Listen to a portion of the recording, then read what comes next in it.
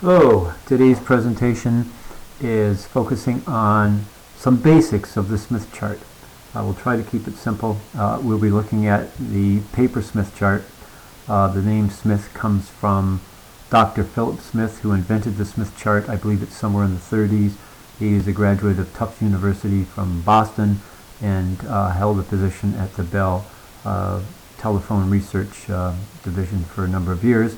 Very elegant method of finding solutions for characterizing transmission lines, matching loads to sources, etc. We can utilize the Smith chart in impedance mode and in admittance mode. Today we'll be focusing on impedance mode applications. The Smith chart initially, if it's your first exposure to it, can be somewhat daunting. It looks very complex, but can be easily broken down. We'll attempt to lay some building blocks for that. We'll follow up with at least a couple more Smith chart examples after that. This is just covering the basic mechanics of the Smith chart, and then we'll have a couple videos on particular applications. So it's important for you to realize that we're breaking this down into resistive and reactive components while we're in the impedance mode. Once again, the outside of the circle, an important point for you to know going into this, is not scaled to 360 degrees. One full rotation has an angular displacement of 180 degrees, as predicated by Dr. Philip Smith in its application to half wavelength variations, which are a particular order of performance by transmission lines, for example, that are unmatched. We have this repetitive and a lossy transmission line environment, this repetitive repetition of half wavelength values, which can be determined by using the Smith chart. So we'll start the slideshow. We'll go to the second slide, and we'll look at the first slide once again. So there's a little larger view of the first slide, and you can see right in the center there's a red dot. The red dot in the center is indicating a normalized value of 1. For example, if you were working or designing in a 50 ohm environment, you would normalize your 50 ohms to that value of 1. So where 1 is also where your 50 ohms is. That's where we want to get to if we want to have a perfectly matched system. And notice that on that line that 1 is drawn on, there's a bunch of circles that intersect it. And then if you follow the circles out, you'll see arcs that are intercepting those circles, and they will represent reactive values. We'll try to break this down better for you in the next slide. So once again, we're looking at impedance mode with resistive and reactive values. Also, admittance mode can be acquired from the Smith chart, which would be composed of conductive and susceptive values. So you can actually build your own Smith chart by starting with a circle. Draw an axis down the center. The axis will be where all the resistive values originate from. It's scaled from 0 to the left to infinity on the right.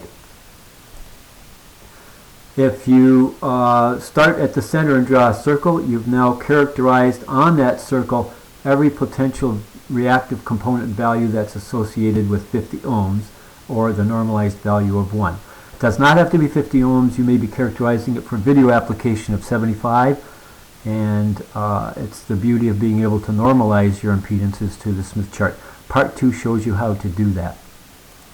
So you can continue to build resistive circles originating through or off of that axis down the center, and after that you can start to build your arcs that represent reactive values. So the upper hemisphere is inductive reactive, and the lower hemisphere is capacitive reactive. In other words, the upper hemisphere is plus J, and the lower hemisphere is minus J. So it's possible that you can have an R value that's associated with a plus J, or an R value that's associated with a minus J. So once again, in the center we have the normalized value of 1, which most often will be a 50 ohm application, but not always. So there's a couple more reactive arcs. This is by no means perfect scale, but the methodology is correct. Now, take note of the arcs intercepting some of the circles. Where those 2 points meet, you will have a impedance value. For example, where the red line from 1, or the normalized value, intersects the first reactive component, where those two meet, you will have a impedance value, what's called a normalized impedance value. Once again, part 2 will give you a better insight into that. So when impedance in impedance mode, this axis, and the axis that we're referring to is that one, it is used for the normalized resistive values. Now this region that we're illustrating right now can also double as a scale for SWR. So in part 2 we'll show you how to draw an impedance circle, and where the impedance circle draws through that axis down the center, or the middle of the Smith chart, where it intersects that point, that will be your SWR value for your particular scenario. Okay, so we'll go back to the first slide and just do a little bit of a summary.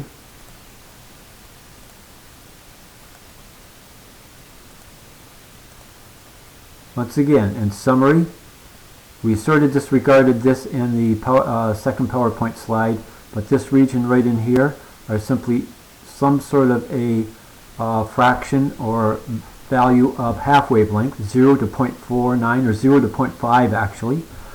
And you'll notice there's two sets. The outer one, which goes toward the generator, and the other one will go towards the source.